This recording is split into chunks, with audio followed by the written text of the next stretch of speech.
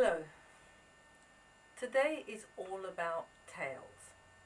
Now we've made curtains, we've made swags, I've shown you how to put a zip in, I've showed you how to make pockets, I've showed you how to do collars, etc, etc. Today is all about making tails. Now, on my table behind me, I've already laid the fabric out as usual to save time. So, at the moment, I'm going to make a pair of tails. I'm just going to do this off the top of my head. I haven't worked out the measurement, what I'm going to do. That shows you how easy tails are to make. So, I've got, on my table, lying down, I've got the lining, I've got the main fabric, so that's one, and then I've got the main fabric again, which I've got them kissing, and this one I have got them kissing wrong side kissing, and then the lining is there, so the lining and the fabric is kissing the right side, so that is a pair. So I'm going to cut two at the same time. So I'm going to show you how to do this. Now why I like to do it this way is I like to get it ready for me to stitch it. So it save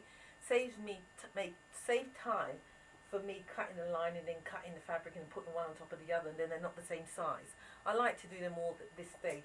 So if I've got say 50 of these to do, I put all the fabrics, 50 of them, lining, whatnot, lining, whatnot, lining, and then cut them all down. So let's go to working out our measurements. So we've established which is the top. Now this fabric has got writing on it. So the writing is at the top here. So that's the top, that's the bottom. So what we should do first of all, this is my straightest edge. That side I've got waist. So first of all what I'll do with my straightest edge, I find my right angles. I use the side of the seam to get my straight edge. So I've done that, and I've got my right angle here. So first of all, I'm going to get a straight edge before I do anything. And because this is not for anything particular, I'm just going to see how long my tail is I'm going to get from this fabric. As you can see, it's not a bad length anyway. Alright, so here, so that's first. So I've got a straight edge here, and I'm going to get a straight edge here.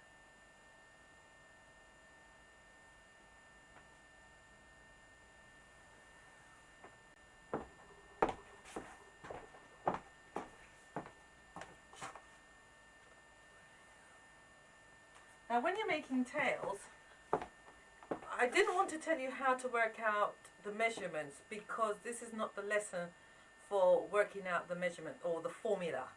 This is the lesson how to actually stitch it. But it's good advice that you know the measurement of your window, because the length of your curtain, right, the drop of your curtain, normally your tails is half the drop of your curtain. So I haven't got anything at the moment, but I'm just using this fabric to show you. So at the moment, this tail looks like it's going to be at least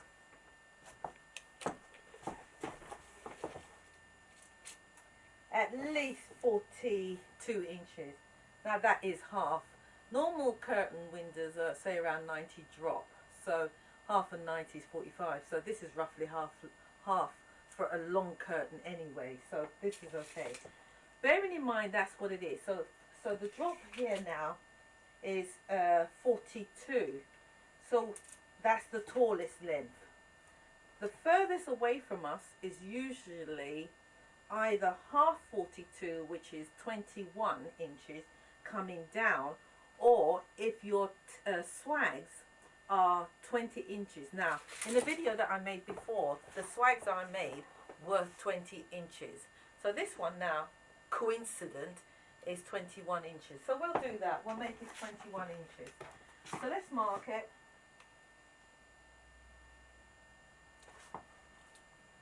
In that 21 inches, seam allowances is there. So we put our right angle back up, and I'm going to cut it. I'm going to draw it, sorry. So there it is, 21. So now, if you've got the tail that has got a turnaround, a return, normally that depends on the size of your wood, and that's, oh, let me get a wood and show you. We've been working with a wood sometime. So here's our board. So that is the turn, the return. Now normally the returns will be whatever your board is, but let's say it's 6 inches, because that's more or less the standard one, 6 inches. But those who's got bay windows and it's got it coming out further, it could be something else. So that's 6 inches. So what we now do is the tallest part of our tail, we're going to mark 6 inches plus the seam allowance. So I'm going to mark that at 7 inches.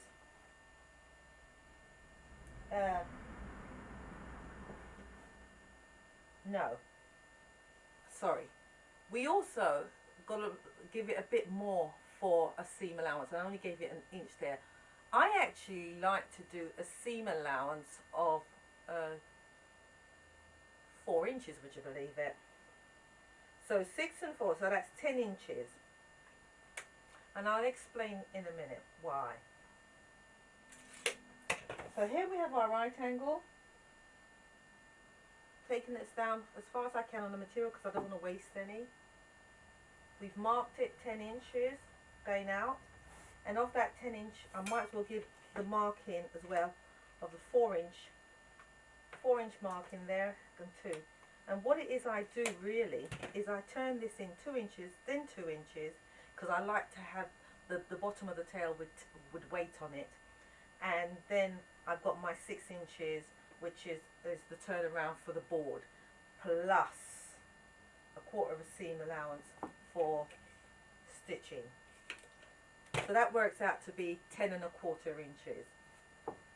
So we've got that going across, and I'm using the whole amount of my fabric because I don't like to waste.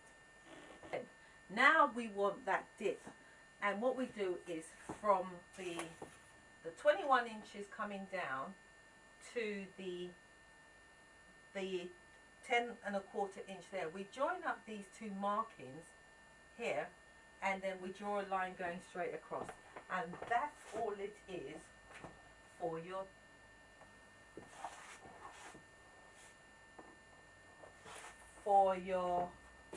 tail. That's it. So as you can see, we've got a line going from there to there. Let's say this is A, B, C, D, E. That's it. So basically it's almost like a box with a bit chopped off. So now that we've got that done, we start cutting.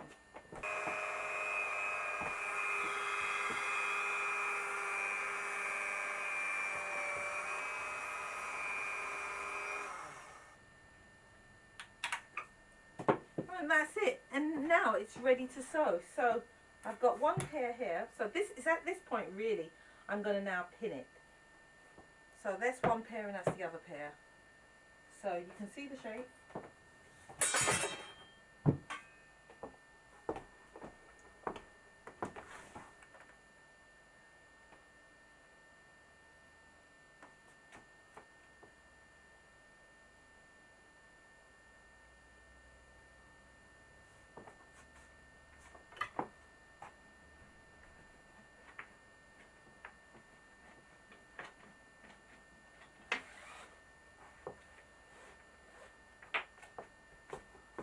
So now you can see the shape.